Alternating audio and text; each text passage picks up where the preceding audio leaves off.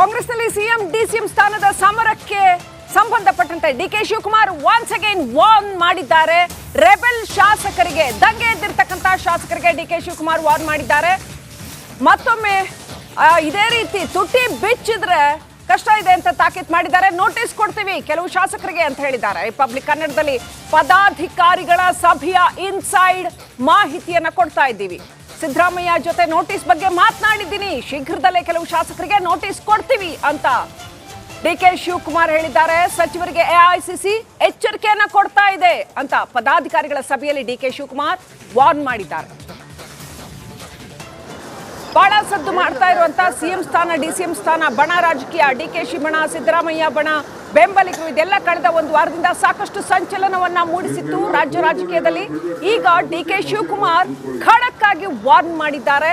ಯಾವುದೇ ಕಾರಣಕ್ಕೂ ತುಟಿ ಬಿಚ್ಚಿದ್ರೆ ನೋಟಿಸ್ ಕೊಡ್ತೀವಿ. ಈ ವಿಚಾರವಾಗಿ ಅಪ್ಡೇಟ್ ಪಡ್ಕೊಳ್ಳೋಣ. ರಿಪೋರ್ಟರ್ ಬಸವರಾಜ್ ಕನೆಕ್ಟ್ ಆಗಿದ್ದಾರೆ. ಬಸವರಾಜ್, ಡಿಕೆ ಶಿವಕುಮಾರ್ ಈಗ ಅಲ್ಟಿಮೇಟ್ಲಿ ಖಡಕ್ ವಾರ್ನಿಂಗ್ ಕೊಟ್ಟಿದ್ದಾರೆ. ಮೊನ್ನೆ ಕೆಎನ್ ರಾಜಣ್ಣ ವಿರುದ್ಧ ಹೇಳಿದ್ರು, ಇದೇ ತರ ವಾರ್ನ್ ಮಾಡಿದ್ರು, ಆದ್ರೆ ಕೆಎನ್ ರಾಜಣ್ಣ ಕೇರ್ ಮಾಡಲೇ ಇಲ್ಲ. ಇನ್ನು ಕೆಎನ್ ರಾಜಣ್ಣ ಅವ್ರಿಗೂ ನೋಟಿಸ್ ಕೊಡ್ತಾರಾ ಅಥವಾ ಇದು ಹೀಗೆ ಕೇವಲ ಎಚ್ಚರಿಕೆಯಾಗಿ ಮಾತ್ರ ಉಳಿಯುತ್ತಾ? ಏನಿದೆ ಪರಿಸ್ಥಿತಿ?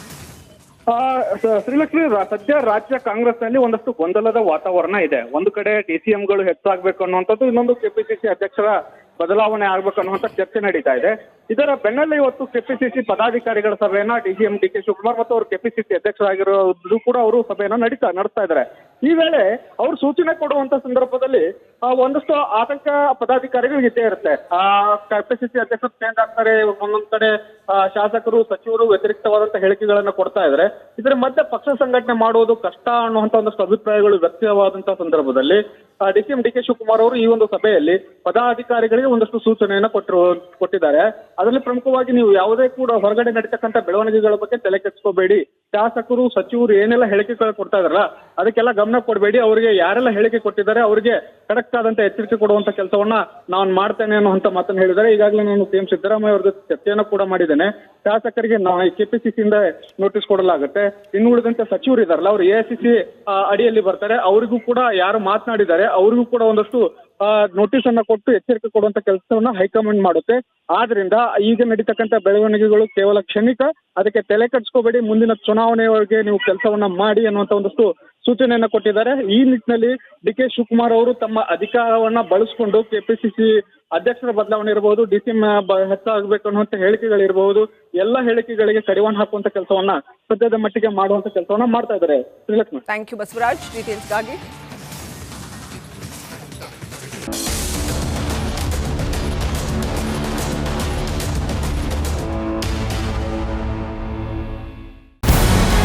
ನಮಸ್ಕಾರ, ಕರ್ನಾಟಕ ಪ್ರೈಮ್ ಟೈಮ್ಗೆ ಸ್ವಾಗತ. ನಾನು ಜಯಪ್ರಕಾಶ್ ಶೆಟ್ಟಿ.